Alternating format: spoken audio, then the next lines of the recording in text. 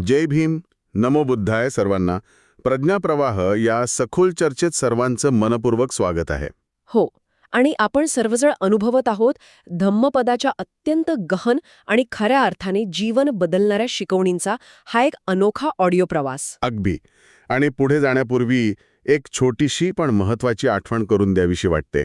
नक्कीच सांगा. या प्रज्ञाप्रवाह शृंखलेचे मागील 1 ते 6 भाग आधीच उपलब्ध आहेत, ज्यामध्ये आपण बालवर्ग म्हणजेच मूर्ख वर्गावर अत्यंत सविस्तर चर्चा केली होती. हो, ज्यांनी ते भाग अद्याप ऐकले नसतील त्यांनी नक्की प्लेलिस्टमध्ये जाऊन ते ऐकावेत. कारण तो एक भक्कम पाया आहे ज्यावर आपली आजची चर्चा उभी राहणार आहे. आणि अशाच शांत, प्रेरणादायी आणि ज्ञानपूर्ण ऑडिओ प्रवासाचा एक अविभाज्य भाग होण्यासाठी फक्त 59 रुपयांत. अगदी बरोबर, फक्त 59 रुपयांत सदस्यत्व घेण्याचं आवाहन मी सर्वांना करत आहे. हो, कारण हे छोटंसं पाऊल धम्माचा हा सुंदर संदेश अधिकाधिक लोकांपर्यंत पोहोचवण्यास खूप मोठी मदत करू शकते. खरंय. तर मग आजच्या या अत्यंत महत्वाच्या सखोल चर्चेला आपण सुरुवात करूया. आजचा आपला विषय आहे धम्मपदातील एक अतिशय प्रेरणादायी आणि उच्च कोटीचा अध्याय, अरहंत वग्ग. ज्याला आपण अरहंत वर्ग असंही म्हणतो. आता अरहंत हा शब्द आपण अनेकदा ऐकलेला असतो, बरोबर. पण या शब्दाचे नक्की वजन किती आहे आणि त्याचा आपल्या रोजच्या धावपळीच्या जगण्याशी काय संबंध आहे, हे आज आपण उलगडणार आहोत. हो, हा अत्यंत पायाभूत आणि तितकाच गहन विषय आहे. मग चला थेट मुळाकडे जाऊया. कसं आहे ना, इतिहासात आपण अशा अनेक योद्ध्यांचे पोवाडे गातो ज्यांनी रणांगणावर हजारो सैनिकांना हरवले. बरोबर. आपला समाज अशा योद्ध्यांना महान विजेता मानतो. पण बुद्धांच्या मते तो योद्धा खऱ्या अर्थाने शूर नाहीच. अगदी बरोबर. बुद्ध पूर्णपणे वेगळा विचार मांडतात. हो, ते म्हणतात जगाला जिंकणारा नाही तर स्वतःच्या मनाला जिंकणारा खरा विजेता असतो. पण हे स्वतःला हरवणे किंवा जिंकणे म्हणजे नक्की काय? अरहंत म्हणजे नक्की काय? मी सांगते, अरहंत या शब्दाचा जर आपण अर्थ पाहिला ना, तर अरहंत म्हणजे अशी व्यक्ती जिने स्वतःच्या मनावर पूर्णपणे विजय मिळवला आहे. अच्छा. ही अशी अवस्था आहे जिथे मनामध्ये लोभ उरलेला नाही, कोणताही द्वेष नाही आणि सर्वात महत्वाचे म्हणजे तिथे मीपणा किंवा अहंकार शिल्लक नाही. बरोबर. एक्झॅक्टली, अहंकार अजिबात शिल्लक नाही. अरहंत झालेली व्यक्ती ही खऱ्या अर्थाने मुक्त असते. ती आतून पूर्णपणे शांत आणि प्रत्येक क्षणी जागरूक असते. मला इथे थोडासा संभ्रम वाटतोय. काय झालं? म्हणजे मनावर विजय मिळवणे हे ऐकायला खूप सोपे आणि आदर्शवादी वाटते, पण वास्तवात हे काम कसं करतं? हो, सुरुवातीला हे थोडं कठीण वाटू शकतं. आपण जेव्हा म्हणतो की हजारो सैनिकांना हरवण्यापेक्षा स्वतःला हरवणे कठीण आहे, तेव्हा आपण नक्की कोणत्या शत्रूशी लढत असतो? हा खूप सुंदर प्रश्न आहे. कारण बघा ना, बाहेरच्या युद्धात शत्रू समोर दिसतो, त्याच्याकडे शस्त्रे असतात. पण आतल्या युद्धात आपण स्वतःलाच मारायचे असते का? ही प्रक्रिया नक्की काय आहे? भूमीवर उतरतो तेव्हा आपला शत्रू हा बाहेर नसून तो आपल्याच सवयी, आपले पूर्वग्रह आणि आपल्याच न संपणाऱ्या इच्छांच्या स्वरूपात दडलेला असतो. बापरे, म्हणजे आपल्या सवयी आपले शत्रू असतात? हो ना. आणि या शत्रूचं सर्वात मोठं हत्यार म्हणजे आपला अहंकार किंवा मीपणा. आपण स्वतःला आपल्या विचारांशी इतके जोडून घेतो की आपल्याला वाटते आपले विचार म्हणजेच आपण आहोत. अच्छा, म्हणजे आपण विचारांनाच स्वतःचं अस्तित्व मानतो. अगदी. पण अरहंत या विचारांच्या प्रवाहातून स्वतःला वेगळं काढतो.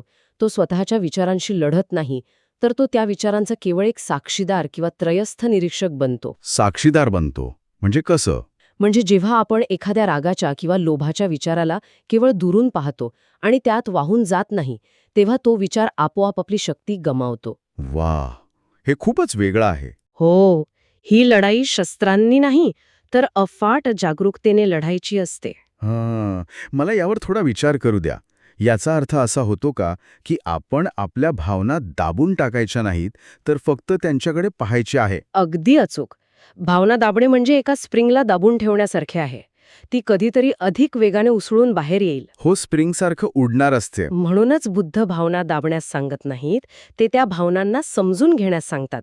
ज्या क्षणी आपण आपल्या रागाचे मूळ कारण पाहतो, त्या क्षणी तो राग विरघळायला सुरुवात होते. आणि हीच ती मनावर मिळवलेली खरी सत्ता आहे, हो ना? एक्झॅक्टली, हीच ती सत्ता. हे खरोखरच चक्रावून टाकणारे आहे.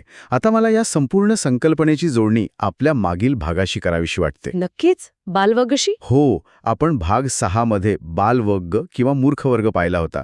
तिथे आपण पाहिले होते की बाह्य संपत्ती, सत्ता किंवा केवळ पुस्तकी ज्ञान असूनही जर माणसाकडे विवेक नसेल, तर तो स्वतःचेच नुकसान करतो. अगदी तिथे आपण चमचा आणि अन्नाची चव ही उपमा पाहिली होती. हो, अतिशय सुंदर उपमा आहे ती. जसा एक चमचा अत्यंत चविष्ट अन्नात पूर्ण बुडालेला असूनही त्याला त्या अन्नाची चव अजिबात जाणवत नाही, तसाच एक मूर्ख आणि अहंकारी माणूस अत्यंत ज्ञानी लोकांच्या संगतीत आयुष्यभर राहूनही सत्य समजू शकत नाही. बरोबर.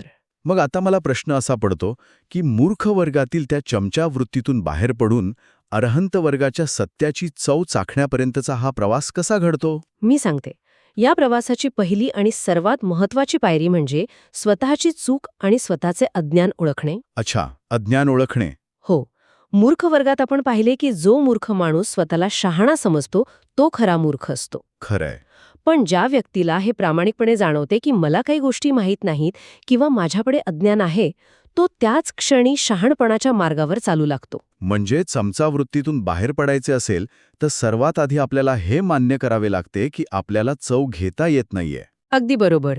हे मान्य करणं खूप गरजेचं आहे. म्हणजे अज्ञान मान्य करणं हेच शहाणपणाचे आणि अरहंत होण्याच्या दिशेने पडणारे पहिले पाऊल आहे. हो. मला इथे आजच्या संदर्भात एक उपमा द्यावीशी वाटते. आपण सर्वजण मोबाईल फोन वापरतो. मला असं वाटतं की आपले मन हे एका आधुनिक स्मार्टफोनसारखे झाले आहे. हां, कसं काय? आपण जेव्हा फोन वापरत नसतो तेव्हाही त्याच्या बॅकग्राऊंडला 50 ॲप्स चालू असतात. भूतकाळातील पश्चातापाचे ॲप, भविष्याच्या चिंतेचे ॲप. आणि सोशल मीडियावरील तुलनेचे ॲप. अगदी बरोबर. यामुळे काय होते, आपण काही ठोस करत नसलो तरी आपल्या मनाची बॅटरी वेगाने कमी होत असते आणि आपण सतत थकलेले असतो. हो, हे आपल्या सगळ्यांसोबतच होतं. मग अरहंत म्हणजे असा माणूस आहे का ज्याने तो स्मार्टफोनच फेकून दिला आहे? ही खूपच ताजी आणि अचूक उपमा आहे. पण नाही, अरहंत व्यक्ती तो फोन फेकून देत नाही. मग काय करतो? स्मार्टफोन हे जसं एक उपयुक्त साधन आहे, तसाच मानवी मेंदू आणि मन हे एक अत्यंत शक्तिशाली साधन आहे. अरहंत केवळ इतकेच करतो की तो ते बॅकग्राऊंडला चालणारे सर्व अनावश्यक ॲप्स बंद करतो. अच्छा. तो आपली संपूर्ण ऊर्जा, आपली पूर्ण बॅटरी वर्तमान क्षणात केंद्रित करतो.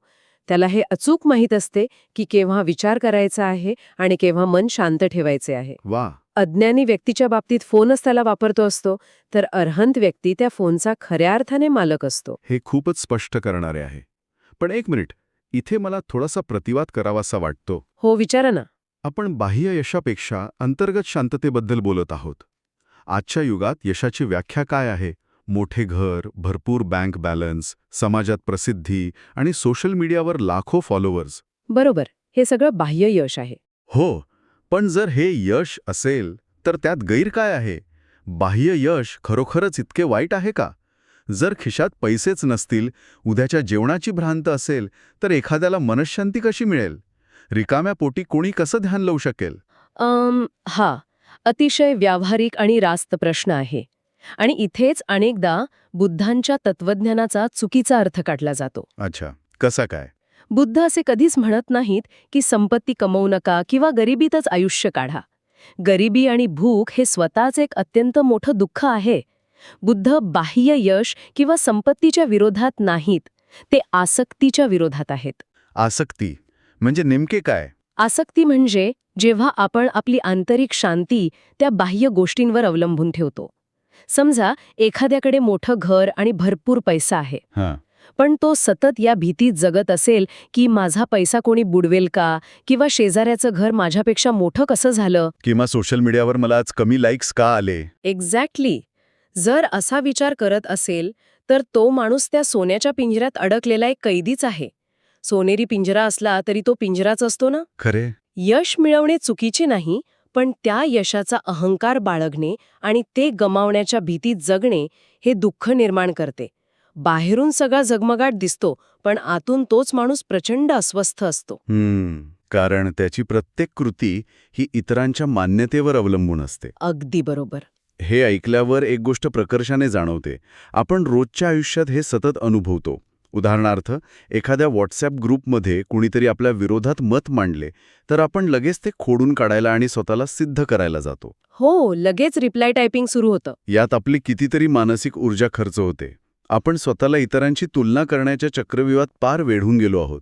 तिच्या आयुष्यात किती मजा चालू आहे आणि माझे आयुष्य किती कंटाळवाणे आहे, या एका विचाराने आपण आपला आजचा दिवस खराब करतो. हो, हे सगळीकडेच बघायला मिळतं. मग या मानसिक गोंधळावर उपाय काय आहे? आणि याच मानसिक गोंधळावर अरहंत वग्ग एक अत्यंत अचूक उपाय देतो. बुद्धांचा एक अत्यंत सुंदर आणि प्रगल्भ विचार या अध्यायात आहे. कोणता विचार? बुद्ध म्हणतात, ज्याचे मन शांत आहे त्याच्यासाठी प्रत्येक ठिकाण हे ध्यानस्थळ आहे. जो स्वतःच्या मनावर नियंत्रण मिळवतो त्याला बाहेरचा गोंधळ विचलित करू शकत नाही. वा! ज्याचे मन शांत आहे त्याच्यासाठी प्रत्येक ठिकाण हे ध्यानस्थळ आहे. पण हे वास्तवात कसे शक्य आहे?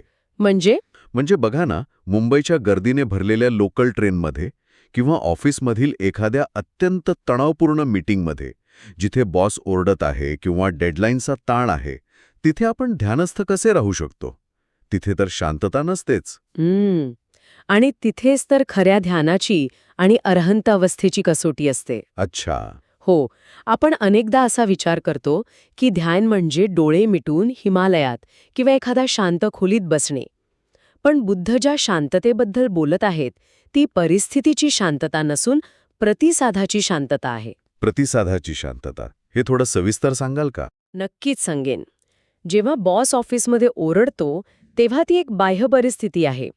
अज्ञानी व्यक्ती लगेच प्रतिक्रिया देतो. एकतर तो रागाने उत्तर देतो किंवा मनातल्या मनात घाबरून स्वतःला दोष देऊ लागतो. हो, आणि दोन्ही स्थितीत त्याचे मन अशांत होते. अगदी बरोबर. पण अरहंत व्यक्ती किंवा जो जागरूकतेच्या मार्गावर आहे तो व्यक्ती प्रतिक्रिया न देता प्रतिसाद देतो. प्रतिक्रिया आणि प्रतिसाद यामध्ये काय फरक आहे? तो पाहतो की समोरचा माणूस रागात आहे, पण तो राग स्वतःच्या आत ओढून घेत नाही. बाह्य परिस्थिती आणि आपला आंतरिक प्रतिसाद या दोन गोष्टींमध्ये जे एक सूक्ष्म अंतर असते ते अंतर म्हणजेच खरी शांतता. क्या बात आहे. हो, गर्दीत राहूनही एकटे असण्याची आणि गोंधळात राहूनही स्थिर असण्याची ती कला आहे. म्हणजे परिस्थिती आपल्या हातात नसते, पण त्या परिस्थितीला आपण कसा अर्थ देतो आणि कसे सामोरे जातो हे पूर्णपणे आपल्या हातात असते. अगदी हेच मला सांगायचंय.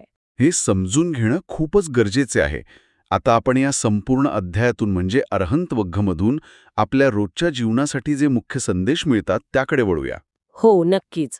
या सूत्रांची जर आपण एक बांधणी केली तर यातून प्रामुख्याने 4 मोठे संदेश आपल्या हाती लागतात. चला तर मग या 4ही संदेशांची सखोल तपासणी करूया. यातला पहिला संदेश आहे, स्वतःच्या मनावर विजय मिळवा. होय, आणि जसे आपण आधी चर्चा केली, हा विजय म्हणजे मनाशी युद्ध करणे नाही, तर मनाला समजून घेणे आहे. बरोबर. आपण अनेकदा स्वतःच्याच विचारांचे गुलाम असतो. सकाळी उठल्यापासून रात्री झोपेपर्यंत आपले मन आपल्याला इकडे तिकडे भरकटवत असते. या मनावर विजय मिळवणे म्हणजे त्या विचारांच्या प्रवाहातून बाहेर येऊन स्वतःच्या कृतींचे मालक बनणे. आणि दुसरा अत्यंत महत्त्वाचा संदेश आहे, बाह्य यशापेक्षा अंतर्मनाची शांतता अधिक महत्त्वाची आहे. हो, आपण यावर बोललो, पण तरीही मला वाटतं की यात एक अत्यंत व्यावहारिक सत्य दडलेले आहे. जर आपण एखाद्या ध्येयाच्या मागे धावत असू, समजा एखाद्याला खूप मोठी कंपनी उभी करायची आहे, तर त्या प्रक्रियेत ताणतणाव येणारच. मग तिथे मनशांती कशी टिकवायची? खूप चांगला मुद्दा आहे. जर तुम्हाला मोठी कंपनी उभी करायची असेल तर नक्की करा. पण जर त्या यशाची किंमत आपली स्वतःची मनःशांती असेल, आपले शारीरिक आणि मानसिक आरोग्य असेल, तर ते यश खऱ्या अर्थाने यश उरत नाही. खरंय. आपण अनेकदा पाहतो की लोक पैसा कमवण्यासाठी आधी स्वतःचे आरोग्य पणाला लावतात आणि नंतर तेच आरोग्य परत मिळवण्यासाठी तो सगळा पैसा खर्च करतात. हो, हा तर मूर्खपणाच आहे. अगदी. अंतर्मनाची शांतता ही यशाचा अडथळा नाही, तर ती एका शाश्वत यशाचा पाया आहे. शांत मनाने घेतलेले निर्णय नेहमीच अधिक अचूक आणि दूरदृष्टीचे असतात. अगदी बरोबर. आता आपण तिसऱ्या संदेशाकडे वळूया, जो मला वाटते सर्वात आव्हानात्मक आहे. कोणता? तिसरा संदेश सांगतो, इच्छा आणि अहंकार हेच दुःख निर्माण करतात. पण विज्ञान आणि आजचं मानसशास्त्र काय सांगते? जेव्हा मला एखादी नवीन गाडी घ्यायची असते, तेव्हा मला खरोखर ती गाडी हवी असते की त्या गाडीमुळे मिळणारे डोपामाइन हवे असते? वाह, अगदी मुळावर बोट ठेवलेत तुम्ही. हो ना. इच्छा दुःख कसे निर्माण करते हे जरा विज्ञानाच्या किंवा मानसशास्त्राच्या चष्म्यातून पाहूया. मानसशास्त्र सांगते की आपला मेंदू हा सतत बक्षीस किंवा रिवॉर्ड च्या शोधात असतो. जेव्हा आपण विचार करतो की जर मला ही गाडी मिळाली तरच मी सुखी होईन, तेव्हा आपण आपल्या आनंदाला एका भविष्यातील अटीवर बांधून टाकतो. अच्छा, म्हणजे अटींवर आनंद. हो, यालाच इफ देन फॅलिसी म्हणतात. आणि जेव्हा ती गाडी मिळते तेव्हा तो आनंद किंवा ते डोपामाइन काही दिवसांतच कमी होते. मग मेंदूला दुसरी इच्छा निर्माण करावी लागते. हे तर एक न थांबणारं चक्र आहे. अगदी. यालाच बुद्ध तृष्णा म्हणतात. इच्छा आपल्याला वर्तमानातून तोडून भविष्यात ढकलते आणि अहंकार आपल्याला इतरांपासून तोडून एका खोट्या श्रेष्ठत्वात अडकवतो. बरोबर. या दोन्ही गोष्टी आपल्याला वास्तवापासून दूर नेतात आणि हेच दुःखाचे मूळ कारण आहे. हे ऐकताना अंगावर काटा येतो, कारण आपण सगळेच नकळतपणे या इफ देनच्या सापळ्यात अडकलेले आहोत. हो, आपण सगळेच अडकलोय. ती एखाद्या घटनेवर ढकलून देतो. अगदी बरोबर. आणि यातूनच चौथा आणि शेवटचा अत्यंत व्यापक संदेश पुढे येतो. खरे स्वातंत्र्य म्हणजे मानसिक मुक्ती. हो, जोवर मन बंधनात आहे तोवर शरीर कितीही मोकळे असले, आपण कितीही मोठ्या लोकशाही देशात राहत असलो तरी आपण गुलामच असतो, नाही का? अगदी तसंच. आपण स्वतःला मुक्त समजतो, पण आपण खरोखर मुक्त आहोत का? एखाद्याने आपला अपमान केला तर आपण आठवडाभर त्या विचारातून बाहेर पडू शकत नाही. हो, म्हणजे आपण त्या व्यक्तीच्या आणि त्या शब्दांच्या कैदेत आहोत. एखाद्या सवयीच्या आपण इतके आहारी जातो की ती सवय आपल्याला चालवते. मानसिक मुक्ती म्हणजे या सर्व अदृश्य साखळ्यात तोडून टाकणे. अर्हंत व्यक्ती अशी आहे जी कोणाच्या स्तुतीने फुगून जात नाही आणि कोणाच्या निंदेने खचून जात नाही. तो खऱ्या अर्थाने स्वतंत्र असतो. या चारही सूत्रांवर सविस्तर चर्चा करताना मला एका गोष्टीची प्रकर्षाने जाणीव होत आहे. आपण जेव्हा मागील भागातील मूर्ख वर्गाबद्दल बोलत होतो तेव्हा एक प्रश्न उपस्थित झाला होता, कोणता प्रश्न? की आपण खरोखर काहीतरी शिकत आहोत की फक्त इतरांना दाखवण्यासाठी ज्ञान गोळा करत आहोत. आज अर्हंत वर्गाच्या या शिकवणीशी तो प्रश्न जोडला तर उत्तर अगदी स्पष्ट मिळते. हो ना. ज्ञान हे फक्त कानांनी ऐकून मेंदूत साठवण्यासाठी नसते किंवा वादविवादात जिंकण्यासाठी नसते. ज्ञान फक्त ऐकण्यात नाही तर ते आचरणात आणण्यात आहे. अगदी बरोबर. जोवर ही सूत्रे आपण प्रत्यक्ष जगण्यात उतरवत नाही तोवर आपण त्या चमच्यासारखेच राहू. हे अगदी अचूक निरीक्षण आहे. कारण धम्म ही कोणतीही केवळ बौद्धिक कसरत नाही, ती एक जगण्याची पद्धत आहे. खरंय. स्वतःला पारखून घेण्याची, स्वतःच्याच अंतरंगात डोकावून पाहण्याची आणि स्वतःच्याच चुका सुधारण्याची ती एक अखंड प्रक्रिया आहे. अर्हंत होणे हा काही एका रात्रीत घडणारा चमत्कार नाही. हो, तो एक प्रवास आहे. तो एक अत्यंत संथ पण सातत्यपूर्ण प्रवास आहे. प्रत्येक वेळी जेव्हा आपण रागावर नियंत्रण मिळवतो, प्रत्येक वेळी जेव्हा आपण एखाद्या गोष्टीचा मोह टाळतो, तेव्हा आपण अर्हंत अवस्थेच्या दिशेने एक पाऊल पुढे टाकत असतो. खरंच हा प्रवास किती सुंदर, आव्हानात्मक आणि स्वतःला नव्याने शोधायला लावणारा आहे. आपण रोज सकाळी उठल्यापासून ते रात्री झोपेपर्यंत बाह्य जग जिंकण्याच्या मागे धावत असतो. हो, पण या सखोल चर्चेच्या निमित्ताने आज आपण एका क्षणासाठी थांबून स्वतःला हा प्रश्न नक्की विचारला पाहिजे की आपण खरोखर जग जिंकण्याच्या मागे धावत आहोत का? की त्या धावपळीत, त्या प्रचंड कोलाहलात आपण स्वतःच्या मनाला समजून घेण्याचा प्रयत्न करायला विसरून गेलो आहोत? कारण बुद्धांचा धम्म आपल्याला वारंवार हेच सांगतो की जर मन शांत असेल तर हे जीवन खरोखर किती सुंदर आणि अर्थपूर्ण असू शकते. आणि हे सौंदर्य पाहण्यासाठी आपल्याला कुठे बाहेर जाण्याची गरज नाहीये, तर फक्त आपला दृष्टिकोन बदलण्याची गरज आहे. अगदी बरोबर. बाह्य परिस्थिती नेहमीच आपल्या नियंत्रणात नसते, ती कधीच परिपूर्ण नसेल, पण आपला प्रतिसाद, आपली मानसिक स्थिती नेहमीच आपल्या हातात असते. हे ओळखणे आणि त्या दिशेने प्रयत्न करणे म्हणजेच अर्हंत वर्गाचा खरा सार समजणे होय. अगदी थेट मनाला भिडणारी आणि डोळे उघडणारी ही संकल्पना आहे. आता या अत्यंत प्रगल्भ आणि सविस्तर चर्चेच्या शेवटी आपण एक नवीन आणि प्रवृत्त करणारा विचार घेऊन पुढे जाऊया. नक्कीच. आज आपण पाहिले की बुद्धांच्या मते जर खऱ्या अर्थाने मन शांत असेल, आपण आतून स्थिर असू, तर कोणतीही जागा, मग ती गर्दीची असो वा तणावाची, ती प्रत्येक जागा आपल्यासाठी ध्यानस्थळ बनू शकते. हो. मग आज या क्षणी, आजच्या या पूर्ण दिवसभरात अशी कोणती एक लहानशी कृती असू शकते जिथे आपण बाह्य जगाशी, परिस्थितीशी किंवा माणसांशी लढण्याऐवजी, त्यांच्याशी व्यर्थ वाद घालण्याऐवजी चक्क स्वतःच्याच मनाशी मैत्री करू शकतो. हा विचार नक्की करून पहा. हा खूपच सुंदर विचार आहे. कदाचित आज ट्रॅफिकमध्ये अडकल्यावर चिडचिड करण्याऐवजी आपण एक दीर्घ श्वास घेऊ शकतो. किंवा कुणी रागाने बोलले तर त्याला लगेच उत्तर देण्याऐवजी काही सेकंदांचा पॉज घेऊ शकतो. हो, कारण जेव्हा आपण स्वतःच्या मनाशी मैत्री करतो तेव्हाच आपण खऱ्या विजयाच्या दिशेने आपले पहिले पाऊल टाकतो. आपण सर्वजण जग जिंकण्याच्या मागे धावत आहोत की स्वतःच्या मनाला समजून घेण्याचा प्रयत्न करत आहोत? कारण मन शांत असेल तर जीवन खरोखर सुंदर होते. हाच आजच्या चर्चेचा मुख्य गाभा आहे. अगदी बरोबर. जर आजची ही अरहंत वग्ग वरील सखोल चर्चा सर्वांना आवडली असेल तर हा भाग नक्की आपल्या मित्रपरिवारासोबत शेअर करा. धम्मपदाचे मागील सर्व भाग म्हणजे भाग 1 ते 6 आपल्या प्लेलिस्टमध्ये उपलब्ध आहेत, ते नक्की ऐका. हो, नक्की ऐका. आणि हो, अशाच एका अर्थपूर्ण, ज्ञानपूर्ण आणि जीवन बदलणाऱ्या प्रवासासाठी फक्त 59 रुपयांत सदस्यत्व घेऊन या प्रज्ञाप्रवाहाचा भाग बना. कारण तुमचे एक छोटेसे सबस्क्रिप्शन हा धम्माचा, शांततेचा आणि प्रज्ञेचा संदेश अधिक लोकांपर्यंत पोहोचवण्यास एक खूप मोठे योगदान ठरते. नक्कीच. सर्वांनी या प्रवासात सहभागी व्हावे. पुन्हा भेटूया अशाच एका नवीन आणि सखोल चर्चेत. तोपर्यंत स्वतःच्या मनाचा वेध घेत राहा आणि शांततेचा अनुभव घेत राहा. जय भीम, नमो बुद्धाय. जय भीम, नमो बुद्धाय.